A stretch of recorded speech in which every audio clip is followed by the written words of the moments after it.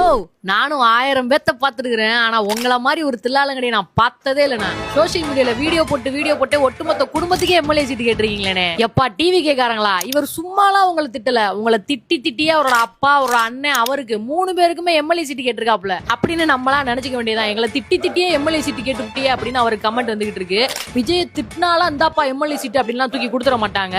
அவருக்கும் அவரோட அண்ணனுக்கும் ஒரு அட்டென்ஷன் கிரியேட் பண்றதுக்காக தான் வேட்புமனு தாக்கல் பண்ணியிருந்தாரு. உண்மையாவே சீட்டு கேட்டது அவரோட அப்பாக்காக தான்.